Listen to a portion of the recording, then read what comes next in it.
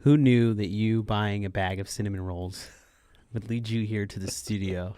Amazing cinnamon rolls. Let's get the facts out there. Was that your first time trying them? No, I've had them before. It was the first time of me coming here to pick them up, but Oh, yeah. I was a connoisseur. So to Oh, speak. yeah. Usually send other people to get them for you? Yeah. Well, when I was in the fire service, Yeah. they were popular. So Oh, were they? yeah, Yeah. Yeah, they are so good, yeah, so heavy. so worth it. They are. So worth it. Yeah. They are. I love them with a cup of coffee, Yes. especially on the weekends. Yeah, Yeah, it's great. And if you're wondering what we're talking about, it's the Copper Creek Cookie Cinnamon Roll. it's the best. That's how me and Jeremy met. Yep. We got into talking, and It was fate. It was Yeah. it was sugar fate. it was sugar fate. Yeah, bonding over some sugar. Yeah. Yeah. So let's tell the viewers and listeners who you are. My name is Jeremy Beatty. I'm a retired fire captain. Did 22 years in the fire service. Retired. Thank you for your service. I in appreciate That's that. a dangerous and then, job. I took a job as a flight paramedic on a helicopter. I did that for just under 4 years, and then left that in May. My wife and I have a couple of hardware stores here locally. Her parents and her started that about 30 years ago. Wow. Yeah, time flies. Just 30 years ago? Just 30 years ago, no big deal. And then I started a woodworking company. Okay. And that's really been mostly for the purpose of therapeutic. And it's just really done a lot of positive things for me, and met some really amazing people, and just really enjoy it. So Yeah, that's awesome. yeah, Man, so 30 years here in the local community doing stuff, and then you got your own woodworking shop. But all those years in the fire service, man, that's a long time. it is. And I was very fortunate that I started my career young, which enabled me to retire young. How old were you when you started? I was 19. Nice. You so, retired yeah. pretty early, man. So I retired when I was 42. Oh, It's just I got a lot of friends that hate on me all the time for that. oh, I'm sure. I mean, They're at work right now, actually. gosh, 42. Yeah. So when I started my law enforcement journey, I started at 21, but I was working for the state, and then I moved so I was in corrections, and then I Okay. moved Yeah, to the streets, and when I moved to the streets, the retirements were completely different, and they started at. They made it where it's 25 years instead of the 20 I originally. If I'd have stayed in corrections, I'd have been done at 41, Yeah. but I could have been like you. Well, the system here has changed But I did not. multiple times since I've started. And Yeah. now I think last I heard it is 25, and now there's an age requirement that you have to hit before you can even start drawing. Yeah. So I was under the old system thankful Yeah. for that. But Yeah. it was a, long time. It's a great career, just being able to really impact people's lives and just do some amazing things that most people never get to experience. So thankful for the career. Comes at a cost, obviously, seeing some of the most unimaginable things that, most people can't even just comprehend. So over time, that just adds up. And so it comes at a cost, but, I'm thankful for the career, and it's provided a nice life for our family. And, just the gratification of being able to give back and truly impact somebody's life in real time. So Yeah. Well, you're saving lives. Yeah, we try. You try. Yeah, the best Yeah, you can. for sure. So the first thing, the 22 years, what kind of assignment were you doing then? Obviously, for part of my career as a firefighter, and then I became a paramedic 26 years ago, and then so the fire service here is kind of different than a lot of fire service, back east or Midwest. Here, we cross-train, so we're medical professionals as well as firefighters. Most agencies in this region operate their own ambulance company. It's a source of revenue for their operation. Yeah. So anyway, I became a paramedic and promoted pretty quick, and promoted to the rank of captain. And I was just gung-ho. I mean, I always told everybody the fire service for me was never a job. It was a lifestyle. I mean, it was just who I was. I wanted to be a firefighter since I was 8. Yeah. And it was just the best job I could ever imagine having. So I promoted through the ranks, promoted to captain, and then got really involved in education. I love to teach. I became well-versed in technical rescue and went through the process and became an instructor for the state and for the college. Wow. And so I taught tons of rope rescue and taught officer classes, taught leadership classes, taught all fire service stuff. And one of the interesting things, you ever go to the classes and like, all right, tell us something that no one would ever know about you. Yeah. I love that question because I used to teach puppetry. Hold on. People see me. Did I hear that right? You teach puppetry? You can't see it with my shirt on, but I'm tattooed, and I used to teach puppetry. No kidding. True story. I don't have a van. no reason to panic. I used to teach puppetry at a puppet and clown conference that happened every year in Laughlin, and it was run by Arizona Fire Burn educators. Okay. And so all the puppetry and clowning stuff that we would do was related to fire service and fire prevention. Mm-hmm. So we used to do these huge productions at some of the elementary schools during Fire Prevention Week in October. Oh, that's cool. And so we would write the skits, we would build the set, we would, have rehearsal. I mean, it was a pretty legit thing. And this conference was a week long, and we had people from Fraggle Rock come down, and they would help teach. We had clowns from Barnum and Bailey Circus Company. Mm-hmm. They came down and participated in teaching. And it was all firefighters from all over the country. And it was awesome. It was a lot of fun. But, yeah, I have to show pictures to people because most people are like, there's no way. I was like, no, I swear. Wow. I used to teach puppetry. Man. Yeah. Holy cow. So are you good at with I didn't do ventriloquism. No ventriloquism? No. Okay, just the puppetry? No. I eat crayons. I was a fireman. I'm not that talented. I can break a door open, but I just can't do ventriloquism. Yeah, that's really cool. Yeah, that I remember that. And it's like in the academy and stuff. And they're like, "What did you do?" So I actually am a musician and rapper. Nice. I did it for a long time. I still do it. I mean, the music scene's kind of a lot different than it was a couple of years ago. I don't know what's going to happen with it, but yeah, man, that's really cool. I would have never guessed that. So cool. Thanks for sharing that with us. It's I used to have this portable stage that I would wear as a backpack. Yeah. And then I'd go around. Yeah, it's. I look at pictures now. I'm just like, oh. But it's cool though. You got to engage with schools and the kids and did some clowning. That was fun. Yeah. So you dressed up. Yep. Red nose. Yeah. Dang. Well, we had different. So our shows were, kind of created out of what was popular at the time. Yeah. So for example, we did one that was Pirates of Safety Island. That came out when Pirates of the Caribbean was popular. Pirates of Safety Island. Yep. That's so cool. And then so we all dressed up as pirates, and the whole show is based on fire safety and those kinds of things. We did The Wizard of Oz.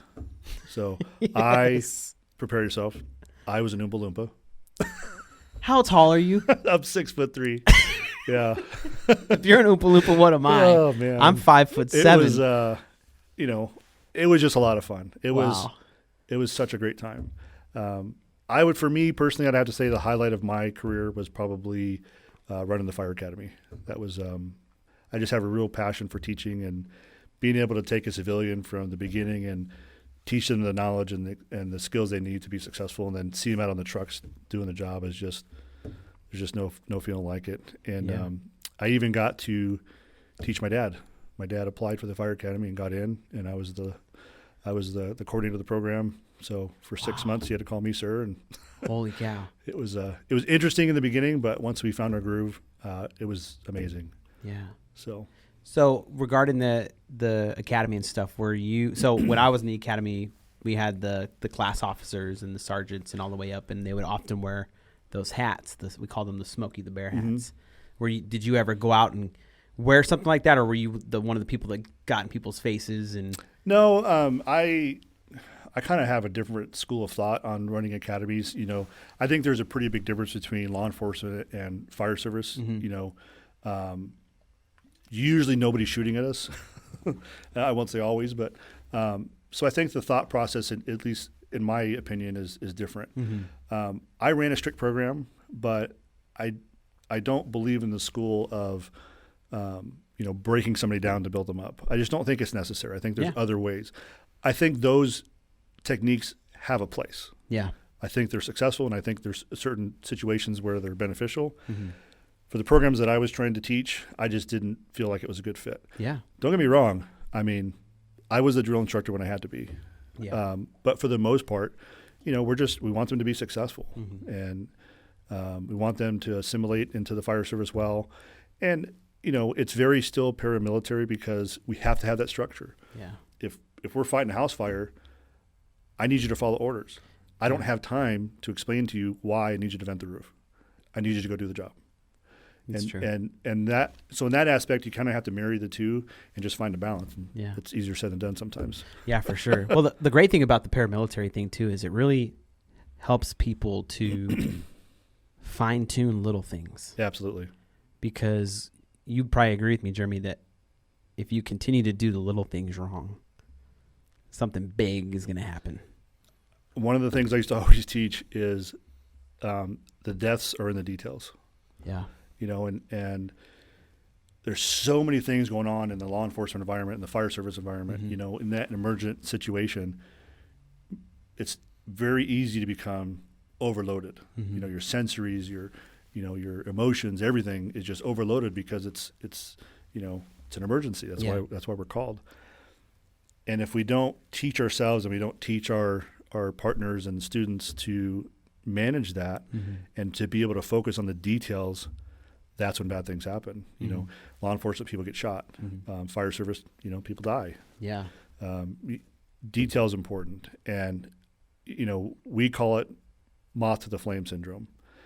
The fire service, you take a new firefighter to a fire and they see a fire. They don't see anything else. Just nothing. bam, right here. Everything They don't else see is anything tunnel else. vision. Yeah. And that's normal.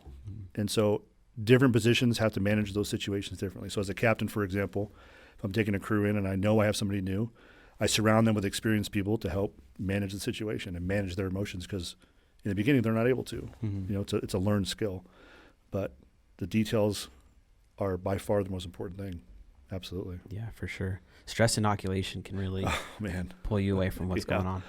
But that's why somebody like you has to be there, because you're somebody in leadership like you're looking at a whole big picture that most people are not even considering at the time. And you're in charge of the logistics and all kinds of lives and everything going on. So it's a really important role that you have. And a lot of that comes with experience. You've already gone down the path of making some of those mistakes, and you've attached on to some great leaders in your eyes, and you kind of blended all their tactics and techniques together to create your own. But I really think you have to get over the hump and gain the necessary experience to be successful in any one of those roles, to make good decisions and be able to have, the 30,000 foot view versus the 3,000 foot view.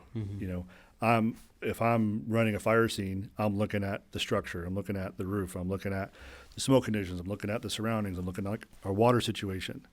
The firefighter's looking at, it's on fire, I have a hose, I need to go spray water, which is a normal thing.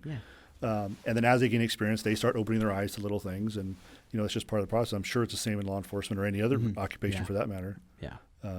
But having quality leadership in situations like that is definitely a difference maker for sure. I like to think that I was a good leader. I mean, I'm not without fault. I certainly made my mistakes and tried to learn from them and try to teach everybody else from those mistakes. But I was a student of the field for sure, and I always was trying to learn new things and see different perspectives that I, otherwise wouldn't have. Yeah. Working in a career field like you did, things add up over time, especially with the amount of time you did. And sometimes it causes problems in our day-to-day routines, starts affecting our minds in ways that we would have never expected it to, and can lead to nightmares that happen frequently. And I think a lot of people experience this kind of stuff, and I think a lot of people too still have a hard time talking about those kind of nightmares and the visions and the stuff that they're feeling. And we do know that there is a term for it. And Jeremy, I'm going to let you kind of take us down this road and talk about this stuff, because it's a big part of why you're here, and we want people to feel okay talking about that stuff, sharing it, being vulnerable. Right. It's okay to take the wall down, to take everything aside. You put everything aside and kind of just talk about how you're feeling. So, and we had this conversation when we were here in the venue when you were picking up stuff. We were talking about things that you experienced and things that I was like, I can relate to you in some ways. So let's talk about PTSD. When I started my fire service career back then, it was very macho, very masculine. Mm-hmm. Not to say there wasn't, females in the fire service. That's, that came, and started filling the ranks, and there's, on that note, there were some amazing female firefighters, I would put against any male firefighter every day of the week. For sure.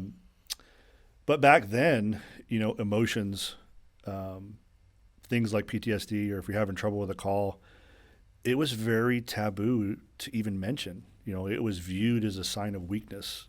And you never wanted to be that person. Yeah. And when you're surrounded by, people with type A personalities, they're very alpha. And, you don't want to be the weak link. You want to be an alpha. You want to be the guy or girl running in and burning buildings and pulling people out. That's the dream, right? Yeah. So in the beginning, and really for the better part of my career, it was a very taboo subject. And we're just now starting to really realize how bad it is. And it's not that it's become that bad. It's always been that bad. We just didn't address it, or we didn't have those conversations. Yeah. And not being able to have those conversations, or not feel like I could have that conversation, really led me down a dangerous path. In 22 years in the fire service, you see a lot of bad things, just like in law enforcement. I think hospitals see a lot of bad stuff. I just think it's different because they're not dealing with the scene emotions. You're not dealing with the family members in the moment. Yeah. I just think, there's tragedy on both sides, and they're just different. Mm-hmm. In the emergency world, you're out in the middle of the highway at 2 a.m, having to pick up the body of a child, who's dead. Yeah. Or, having to use a shovel to pick up some of their, the brain matter that, it has to be picked up. Yeah. And,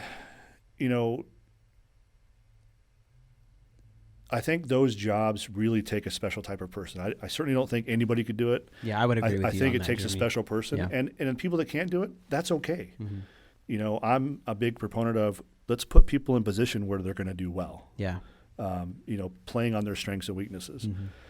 And I think in the fire service or emergency services, it's not for everybody. Not everybody can stomach that. I mean, I've got a buddy that if he sees blood, passes out. Yeah. Every time, 100%. Of course, as a buddy, we play on that. Yeah. Obviously, he couldn't do that. But we start stacking trauma, and it's normal to have the emotions of being affected by those things. They're difficult. Mm-hmm. I could never even imagine to count the number of times that I've cried after a call, and for a long time, I'd find my dark corner where no one was around because I didn't want anybody to know. When you have a traumatic incident, and it doesn't even have to be a death, it can just be something else that triggers some kind of emotion in you. Yeah. It may not affect the other 3 people, but to you, whatever it was about the situation triggered an emotion, and you're eliciting an emotional response. And it's hard. And it's hard to know who to talk about those things. I never talked about it with my wife because it's bad enough I had to go through it. I don't want her to go through it. Yeah, I'm glad you bring that up because when I was working in law enforcement, my wife was always like, "How come you won't share what's going on inside? How come you won't talk about what you saw?" And I had the same thought as you. Is I don't want to bring them into that. Do you I would like if I told you that it ruined your day, because then you'd be stuck thinking about it. Yeah. So. Yeah. I had a very traumatic call early on in my career. A young boy was killed, pretty viciously. Mm-hmm. And that particular call now is my number one nightmare. And that was, over 20 years ago. And at the time of the incident, the child was the same age as my oldest son at the time. Mm-hmm. And, you see these things and you just think to yourself, how is this even possible? It's difficult to process, even for the most experienced person. But then I had a personal connection because my son was the same age as this kid. So then, of Mhm. course, as a father, I'm thinking to myself, like, oh my gosh, what if this was my son? Mhm. You know, you start going through that emotion. Mhm. So, you know, we went through some debriefing after that call, as we did with many calls before that, to, you know, just kind of get a pulse check and make sure he's doing okay. Mhm. And it was the typical, most of the firefighters didn't want to participate because they're fine. Like, I don't need that. That stuff's Yeah. for people who are weak.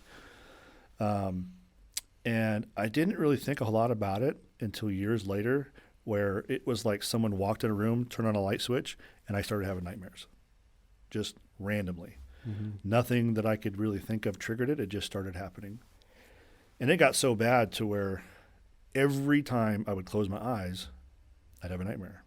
Man. And I'd have the same nightmare over and over, watching this kid get killed.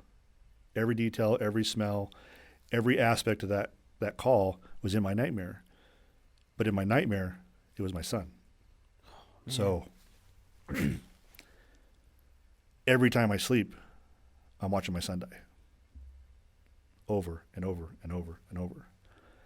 And it's difficult to know how to deal with that. You know, as a normal person, you know logically it's not real. It's a nightmare, right? Mhm. You know that it's not your son. Your son's asleep in the next room. You know, your brain just tries to process it differently.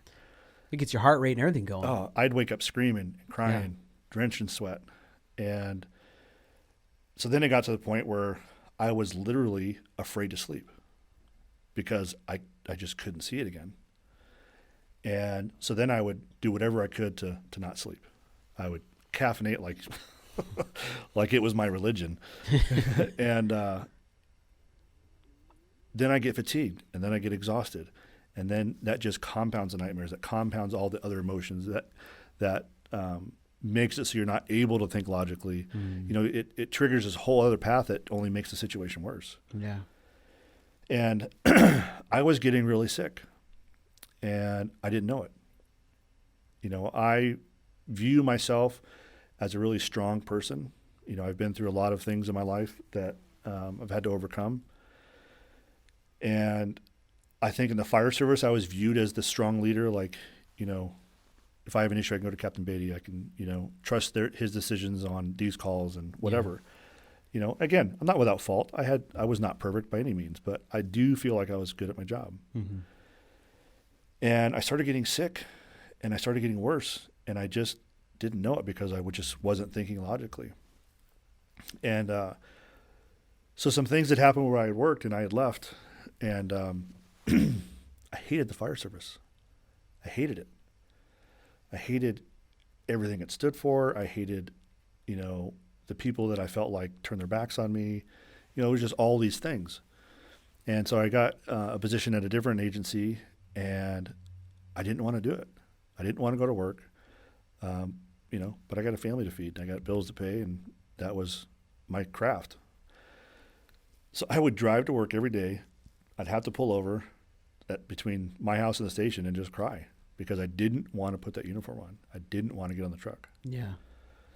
And I just mentally had checked out and did not realize how sick I was getting or the path that I was on. Mm-hmm. And in January of 2011, I had gotten off shift, and, you know, I'm just tired, and I've got all these things going on and these nightmares going on, and I'm driving home, and I'm thinking to myself, like, what am I going to do? And for whatever reason, it just became crystal clear what I needed to do. And so I'm driving home, and in my brain, I'm telling myself that if I want to be a good father, if I want to be a good captain, if I want to be a good person and a good leader and all these things that I aspire to be, mm-hmm. I need to kill myself. Like, in the moment, it made complete sense. And I was like, it was like you're searching so long for a solution, and then you find a solution. You're like, oh, finally, there's the solution. That's what I need to do. You know, what you're covering is the information a lot of people will ask when somebody decides to end their life. Why? What were they feeling? What caused them to feel that way and think that way? Yeah. And you've covered that it was all these nights of not sleeping and the dreading of going and doing the job with all that weight and no sleep and fatigue, the sickness. It's heavy, and I never understood it until I experienced it. And then after my episode, I looked at things differently, obviously, and that morning I went home and I got into my safe. I was the only person home, and I went in my closet and I put a gun in my mouth and I pulled the trigger, and it misfired.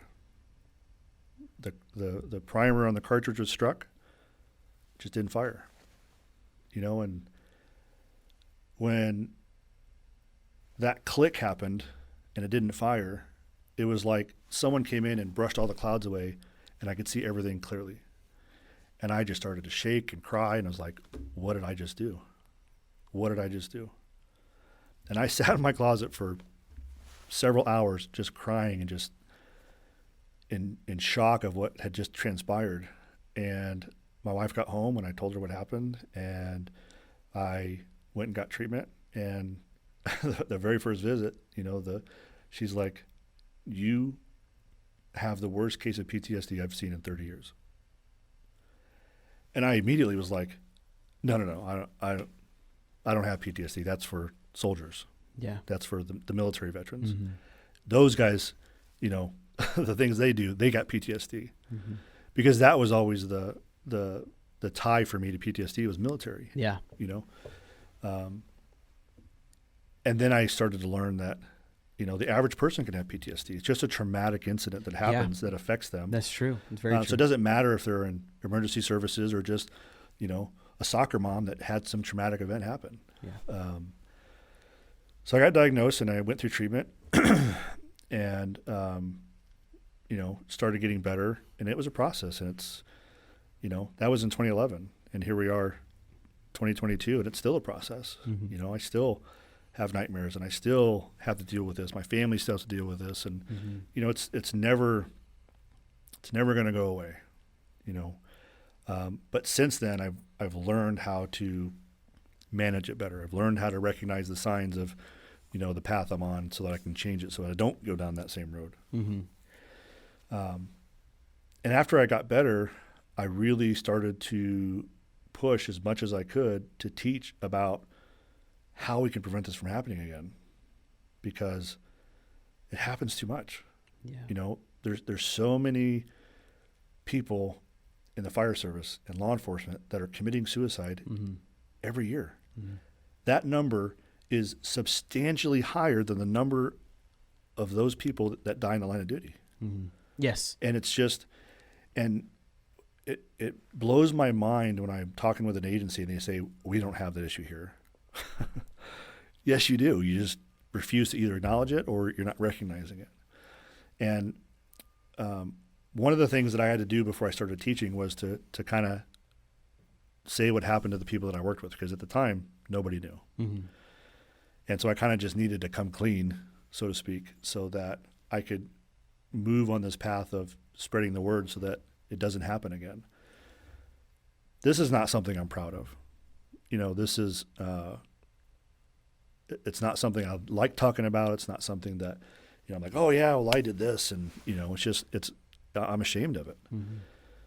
But if I can tell my story and it prevents one single person from going down that path, I will do this till the day I die. My shame is not that great where I can't try to save somebody else from doing the same thing. So I started talking about, mental health and everything else, and I started getting the typical responses of, well, some people are just too weak for this job. They're not strong enough. They're not this. Mm-hmm. The normal response that I expected. Like, okay. And I'm just letting it come. Like, all right, come on. And then so I kind of just posed the question of, how do you view me? Do you think I'm a strong person? And, the people at that time, I had trained many of them in different aspects. And, some people are like, yeah, you're a strong captain. You're, all these things. And then I told them what happened. And everybody just was in shock. I bet. And I said, I had every single textbook symptom of PTSD. And I went around the room and I pointed to every single person and I said, you missed it, you missed it, you missed it, and I should be dead. And it's a difficult thing to process. It's a difficult culture to change. I am happy to say that the fire service and I believe law enforcement is changing that culture to more like, hey, this is a real deal, and we need to start getting a hold of this so we can prevent this, which is amazing. I'm so thankful that the culture is changing in both of those fields because it's needed. And, this is just the beginning. There's so many more changes that need to happen because these people are being put in a situation where they're just overwhelmed with all this tragedy. You can only hold so much. Yeah. And you talk about the part where they're like, oh, you got to be strong to do this job and all that. Well, you can't do the job forever. So the real dark time starts when you don't have the job and all you have is time to think about what you did and what happened. Yeah. I've heard a lot of stories about, law enforcement and military and fire service individuals who finish their stint or their career and then they don't last long after that. Maybe 1 or 2 years into retirement. Yeah. And then it's like they were really healthy while they were doing the job. They were doing great. And then once they're out of it, it's like, well, what's happening? Why is their health going so bad so quick afterwards? It's got to be something else. Right. And, from what I'm gathering and what I'm seeing, it would make sense that it's their mind and what's going on in there. Because look at how powerful it was to you, right? Your mind convinced you that the best thing to do to deal with what you were going through was to kill yourself. Right. Right? That's not reasonable for someone, a normal person at all. It's definitely not. To feel that way or to think that that's the solution. So, it's if you could go back, what's something that you would want to see implemented inside of a fire agency to kind of combat this? One of the key factors that contribute to this, stigma and this culture of, we don't want to talk about this is fear. I can't speak for law enforcement because I'm not, from that world, but in the fire service, in my experience, it's fear. People are afraid to deal with those issues. I'll give you an example. People ask me all the time, well, what could we have done? How could we have prevented this? And I would list an example where I had, somebody come up and say, hey, are you doing okay? And I looked them square in the face and said, no, I'm not doing okay. And their response was, well, if you need anything, let me know. And in my brain, I'm going, didn't I just do that? Yeah. And most people don't know how to handle that situation. It's kind of like, you have a close friend moving, for example. Mm-hmm. You want to offer to help them move because you're a friend, but you're really hoping they say no, right? It's kind of the same context. Oh, yeah. Where, they're asking if you're okay. Clearly, they can see that you're not okay. Mm-hmm. They feel obligated to ask, so they ask, and they're really hoping that they don't have to go past that because they don't know what to do. Mm-hmm. And I can't speak for everybody's situation because everybody needs different things. Everybody's situation is different. But in my situation, if I had one single person that would have taken the time to intervene, I believe 100% I would have not gotten to my closet. Mm-hmm. I would not have gotten to that path. Yeah. And I could have gotten help and treatment before any of that transpired. And that's easier said than done. What do you say when someone's like, no, I think I'm going to kill myself? The average person, they're like, I don't know what to do. Yeah. And it's complicated. But, some of the worst things that happen in those times for me was lack of follow through. I'd have people who look out for you or care for you, however you want to word it. And if you need anything, call me. You call them, they don't show. The lack of follow through was so detrimental to my situation that really drove me faster to getting to that point where I was done. I think the best thing you can do in that situation is to be there, be present. There's nothing more important than that moment right there, because that one moment, that one interaction may be the last interaction, the last chance you have to save that person's life. Yeah. And, you know, it's a challenge. And if you don't know what to do, that's okay. Mm-hmm. It's a difficult position to be in. But don't abandon them. You know what? I'm not sure how to handle this. I'm going to be here with you. Let's get some resources involved, and let's get you better. Mm-hmm. You know, and that's all it takes. I'm not asking you to solve my problem. You're not a psychologist. Yeah. You're not a doctor. You're not whatever. I just need help. Yeah. And that's another thing too. You bring up the solving the problem thing, because I think just based on your career field and mine too, we get called to solve problems. Whether it be, we're fixers, right? Yeah. So when that kind of stuff pops up, I think it's just natural for people in that career field to, well, how am I going to solve this? And if they can't, they don't want to they don't want to have anything to do with it, because how do you solve that, right? And it's a hard thing to deal with somebody. There's people to this day that, you know, I don't associate with regularly. We're more acquaintances. Yeah. I wouldn't, you know, and I've had some of them reach out to me in the middle of the night because they're struggling. I drop whatever I'm doing and I'll go. If they're in another state, I'll figure it out, because that's what I needed. And I'm not going to miss that opportunity if it's presented. Mm-hmm. You know, is it inconvenient? Sure. Do I want to go somewhere in the middle of the night and help somebody through this problem when I'm still struggling? Mm-hmm. Of course not. But, you know, that's a commitment that I make because it matters. And that's what I needed, and that's what I try to be for, you know, those that reach out. And I just really encourage anybody that's struggling with anything, regardless if you're emergency services or whatever, reach out. Yeah. It is, look, I'm a big dude.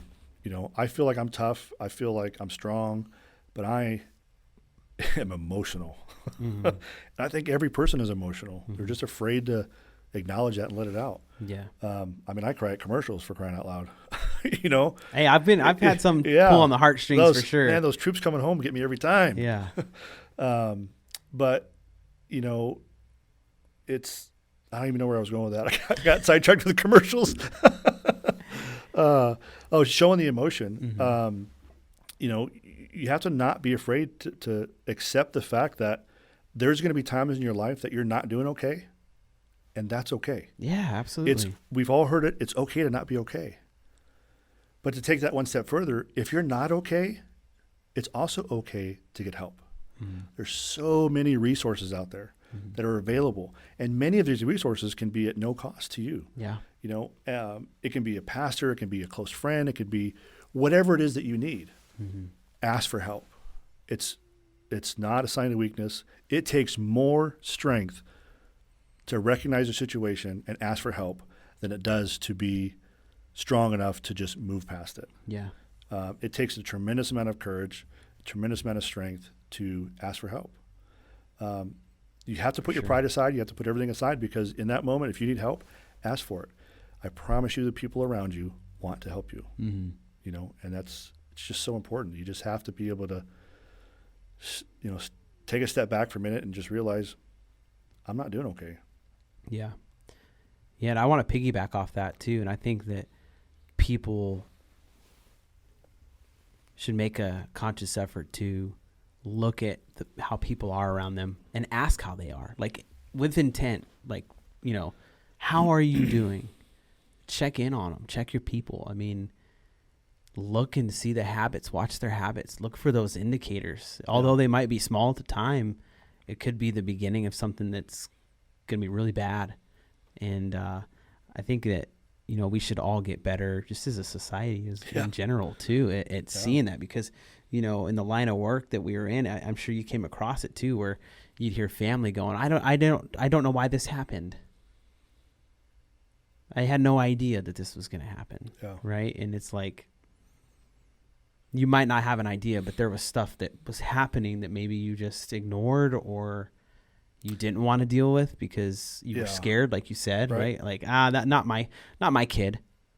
You know, teenagers right now are taking their lives at numbers that we've never seen, and they're ODing, they're overdosing on drugs, on fentanyl, and getting into heroin at ages that you would just go, what is going on, right? And it's like, look for stuff. You know, I think when we talk about, especially your close circle, your family members, your spouse, girlfriend, whatever the case is. I think in some of those situations, they too are blinded by emotion, so they can't see the signs. I don't think that, for example, I'll use my wife as an example. I don't think for a second she chose to ignore the symptoms. I don't believe that's not who my wife is. We've been married for over 23 years, and she's been through hell. My kids have been through hell. She's the one that's there when I wake up in the middle of the night screaming and crying, and that takes a toll on her too. And I think that with all that emotion and all that love, and they want to care for you, they want to try to fix it, and they have no idea what to do, I think they themselves get so blinded by everything that's happened or happening in front of them, and they can't see the signs. So they, their mind says, no, everything's fine. They're just having a bad day or whatever the case is. So I really think, I want to believe that in some of those situations, it's not that they're choosing to ignore it or they're afraid to acknowledge it. They legitimately can't see it because they too are going through their own emotional battle with what's happening. And that's something that, we don't talk about enough either, is the support for law enforcement officers, firefighters, people in emergency services. I'm nothing without my wife. Nothing. I would never have accomplished a fraction of what I've accomplished without her support, ever. And for what she's been through, I don't know how she hasn't dumped me in the desert. I really don't. She's incredibly strong, and I know that this has affected her, and it still does. What support do we have for that half of the equation? There isn't a lot of support. It's available, but not pushed as much. There's so many resources that are available. You just have to reach out. Yeah. It's such an incredible perspective on that, on what you just covered, because I myself really wasn't thinking about that much at all. But you got to really take into consideration your small group and who's with you, because they are going through it with you. Yeah. Like it's really something to think about, and having support for everybody in that kind of situation is really important. It is. And I don't know of anything. I couldn't list anything for you or tell you any resource to deal with that at this time. And do you have some that maybe we could cover on the show? A lot of resources that are available to, especially first responders, those same resources are available to spouses and family members. They use a different tactic because, they're not seeing, the dead child, but they're dealing with the aftermath. They're dealing with when I come home and I'm crying, or if I, it got to a point where I would call my wife in the middle of the night when I was on shift, and she knew if I called, the first thing out of my mouth is, I'm okay. I just need to talk to the kids. And she would go wake the kids up, and I would just need to tell them I love them. And then I was good, because I just had a bad kid call, or I had a bad whatever, and I just needed to tell them I love them, and then I could manage the rest of the emotion and get through the rest of the shift, But that takes a toll on them, and my kids see what happened to their dad. My wife, obviously sees what happened to her husband. My kids are older now, so they know what happened. It's tough. Part of the parent in me wants to shield them from it because it's scary, and but the other part of me as a parent wants to educate them and to bring them up in an environment to know that it's okay to cry, it's okay to be emotional, it's okay to struggle, it's okay to do these things. It's not okay to do what I did. We need to take the steps to prevent getting to that point, and that's really the focus that all of us should be taking, in our professional and personal lives. We just got to be compassionate and be understanding. And I don't know what you're going through, and I don't need to understand it. I just need to know that it's bothering you and you need help. Yeah, absolutely. Yeah. When you were going through what you were going through, I know that you had hit on the caffeine and trying to stay awake and stuff like that. Was there anything else methods you were trying to cope through that time other than the caffeine? And I was just trying to stay occupied. Fortunately, I didn't go the drug route. That's a very common route for people in that situation. Yeah. I've always been afraid of that path, partly because of how and where I grew up. I was surrounded by it. And then obviously in this career field, you see the aftermath of it. So fortunately for me, I never once even thought about going that direction. Alcohol, different story. Mm-hmm. There would be times, that I would end up at the local bar, not too far from my home, and I'd be struggling and be spiraling, and I'd just go there. And I would walk there or whatever, and I would just start ordering shots. Wow. And just one after another, and I'm just chugging them, and I'm crying. And so if you picture me, big guy at a bar, just crying and just downing these drinks, and the nice staff would just be like, "Are you okay? What's going on?" And I'm just like, "I'm just trying to drink until I can't hear this kid screaming anymore." And then they start crying, and then, that was one method I used to cope, Mm-hmm. but it didn't help. Mm-hmm. I mean, something like that is only going to make it worse. It numbs it temporarily, Yeah. and then you pay for it at the end. It's just not the answer, and it's easy to be hypocritical and be like, "Don't do that," But that's what I did sometimes. I wasn't doing it daily. I wasn't, it seemed to be at the height of my emotion if I was really spiraling. I mean, there was one time where I'm sitting there and I'm just struggling and it's just starting to go downhill fast. Mm-hmm. And in my therapy sessions, one of the things they talk about is being grounded, right? So in the beginning when we do EMDR, which is a light technique they use to help mitigate some of your PTSD symptoms, we find a calming place. For me, it's always the forest. We're a big hunting family. I love being out in the woods. Nice. And so I picture myself in the forest. There's a cool moisture in the air. I could smell the trees. I could feel the ground. And that was always my safe place. Mm-hmm. So if things in conversation and therapy or whatever else would start to come up, I have to stop myself and be like, okay, go to my safe place, Mm-hmm. try to relax, and get past this. Well, I did that one time, and I could hear this kid screaming. So in my brain, I'm trying to put myself in this position where it's my safe place in the forest and this pine trees. Yeah. Because I'm getting away from this kid screaming in my head from the kid that was killed, and pretty soon my safe place is contaminated with this kid's screams, and so now I'm in this forest in my brain, and this kid's screaming all around me, and I can't see him. I just keep hearing the screams, and it's just deafening. And you go down this emotional mind path, and your body just kind of starts to shut down. Those are the times where I derail.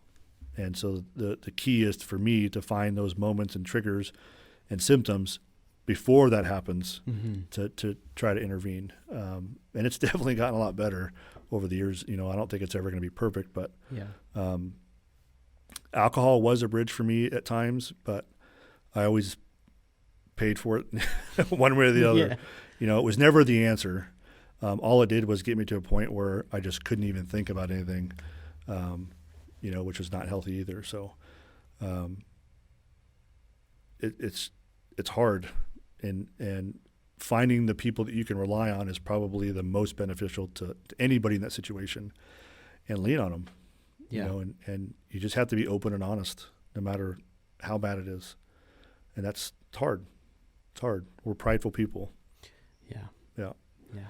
So fortunately, I'm over that hump, and I don't have any secrets anymore. I'll tell you every emotion I have. Yeah. But it's funny because when I started flying, most people don't call a helicopter for Band-Aids. You're getting critical patients. Yeah. You have less immediate direction than you would, say, in an ambulance. Mm-hmm. Your scope of practice is much broader. You're flying with a nurse, and you have different training and a much larger toolbox, so to speak, than you do on the ambulance. And so I just restarted stacking trauma. I left one library of trauma for another, and I was flying one day and had a really bad flight, and halfway through my shift, I'm just like, I can't do this anymore. Called my boss and went home, and I was so shaken up.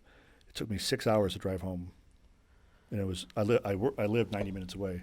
Wow. I just kept having to pull over because I just couldn't drive, and took a leave of absence, and had some long conversations with my family, and did some soul searching myself, and decided that 26 years is enough, and I'm done. So didn't go back. But I needed something to fill my time, because to your point, when you talk about people retiring and they don't last long, Yeah. in this industry, we're very purpose driven. Mm-hmm. You know, we have a purpose on the truck. You have a purpose in your squad car out patrolling. Yeah. You know, people need us. When you retire, you don't have that anymore. Your family still needs you, and in that context, it's still there. But in your professional context, you spent your career helping people, fixing problems, you know, and some pretty hefty problems. Mm-hmm. And now you don't have that. So now, you know, for me, I felt unnecessary. I've always enjoyed woodworking, you know, my whole life, and I would dabble in it here and there. And so I started doing woodworking again. And I noticed that within a couple of months, my nightmares were cut in half. From the woodworking. From woodworking. Because I had actually started woodworking before Mm-hmm. I left the flight line.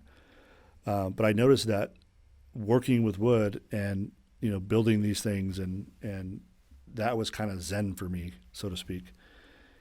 And it really helped me find this inner calmness that I needed. And it literally cut my nightmares in half. Wow. Almost instantly. And, you know, when I left flying, my wife and I had a conversation, and I said, I think I want to do this woodworking on a more serious level, because it's really helping me. Mm-hmm. I really enjoy it, you know, and it's not stressful like you're dealing with people's emergencies. Mm-hmm. And it's just helping my nightmares. And my wife, you know, I could go home today and say I want to build a spaceship, and she would support it. Yeah. You know, she supports me no matter what. That's awesome. Man. You're a lucky man. She recognized the benefits of what was going on, and, Mm-hmm. and she was all for it. She's like, whatever I can do to support this, like let's do it. And so that's what we did, and did a bunch of research, and, you know, started building my shop in the house, and Desert Sawtooth Design was born. Yes. Yes. Yeah. So That's awesome. I love it. I enjoy it. It's, you know, it's still, we run it as a business, so there's still the stresses of that, but, you know, the stress of that comparative to, you know, hey, if you don't do something in 30 seconds, this person's going to die. Yeah. Those are No two different kidding, levels huh? of stress. Yeah, Yeah, just a little Yeah, bit. that's like comparing Kool-Aid and tequila. Yeah. Oh man. So yeah, I started doing the woodworking, and I love it.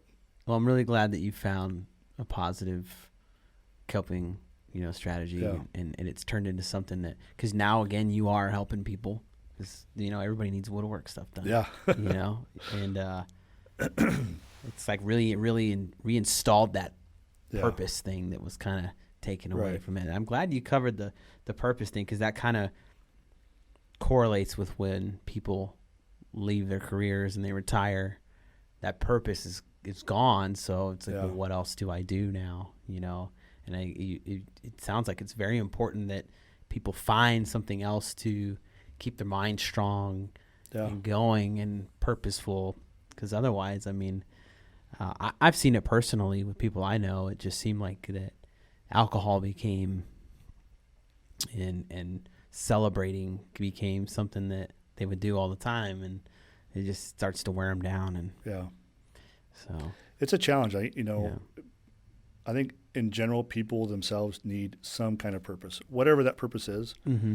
And you just got to find it. And, you know, if we sit back and think about it, analyze it, you know, I'm surrounded by purpose. I got my kids, I got my wife, you know, and some will say, well, that's your purpose. Mm-hmm. Well, in some respects, that's an obligation more than a purpose. You know, I'm obligated as a husband, as a parent. Very true. And yeah, of course, they give me purpose, but it's not the same kind of purpose. Mm-hmm. You know, I need purpose for myself. I need to feel like I'm needed and I'm useful and I'm contributing to whatever it is. And I think that's important for people who retire, especially out of emergency services, because we've spent our professional career full of purpose. Mm-hmm. And then the next day, it's gone. And, you know, the first couple of weeks, like, oh, yeah, I'm retired. This is amazing. And then you're like, There's only so many rounds of golf you can play. I am so terrible at golf. Ditto. Yeah. I'm bad. I love to go with people who are so serious, because I suck so bad. I just frustrate them. And I get pleasure out of that. I'm like, slow them down. It's just a game. Relax. Yeah. You're not on the PGA here. Get dude. a scholarship. Relax. Yeah, come on. Get some big check. Let some me buy green you a jacket. beer. Yeah, Just yeah. relax. Yeah. Yeah. But all my buddies are really good. yeah. Yeah. So I stopped being friends with those kind of people. I feel like I'm the guy that shows up to like that when they need like a confidence booster. Yeah. Oh, David's here. We'll just crush him. I'm the house hitter. The house could be behind me, and I would figure it out, and I'll hit that house. It's got a very distinct sound when you hit a house with a golf ball. And then the panic, and then I'm like, you moved into a golf course. What do you expect? There's going to be people like me. Yeah, all I the never time. understood that. I never understood why you would want to live right next to golf course. Yeah. It just makes no sense. Yeah. You're going to get hit. Yeah. Might be actually physically get hit with a ball while you're outside sitting by the pool. Yeah. So. When we talk about PTSD and mental health, I think if I could leave, the listeners with one last thought on that topic is since that incident in 2011, so many things of substantial importance have happened in my life that I would have missed if I'd have died that day. My kids learning to drive, graduating high school. My oldest son went on to be a professional paintball player. Just all these things and all these vacations and memories that I've made since that day in 2011 would not have happened if I died. And when I was teaching, some prevention stuff, I still have the bullet. And I tell everybody, this is the bullet that saved my life, because it really was that turning point of some divine thing saying, not yet. You got more to do here, buddy. Yeah. I'm not done messing with you yet. Yeah. You got some more game to play. Yeah. And I would show pictures in my presentation of trips and pictures of me and my kids and things that we've done. None of those pictures would exist if I died. And so the people that are listening and maybe they're identifying with some of this and like, you know what? I'm struggling. I just want you to take pause, take a deep breath, look around you. And I know it's so impossible to see right now, but I promise that you are surrounded by things that are worth living for. You just can't see it yet. Reach out, get some help, and help somebody guide you back to that vision, because it's there. It's not the answer. Thank you for that. Yeah. I think the stuff you're doing right now is part of the plan. Yeah. Divine plan, right? Yeah. I'm pretty successful woodworker. I still got all my fingers. Yeah. So that's good. Yeah. Hopefully it stays that way. Good for you. Yeah. I've had a couple incidents in the kitchen with knives, so I'm like. My wife's not allowed to use knives. She is a knife magnet in her hands. I don't know how many times over the years she's cut her, running a hardware store, she's always using box openers and stuff. And my wife's tough, man. We were moving T-posts when we had horse property, and we were moving pretty rapidly, and she had leaned over the wheelbarrow that we were putting the T-posts in, and I was moving, and I clocked her right across the side of the face with a T-post. This is a steel T-post. Yeah. And I didn't like tap her. I clocked her. Like, boom. And she stood up and just looked at me, and I was like, I don't know if I should run. Like, I'm pretty sure. What did you do? I'm going to die right now. I was like, oh my gosh, are you okay? Yeah. And that's been a kind of a point of humor in our marriage since then. We'll have a disagreement, and back then I would just go out and bring a T-post in and put it in the corner and not say anything.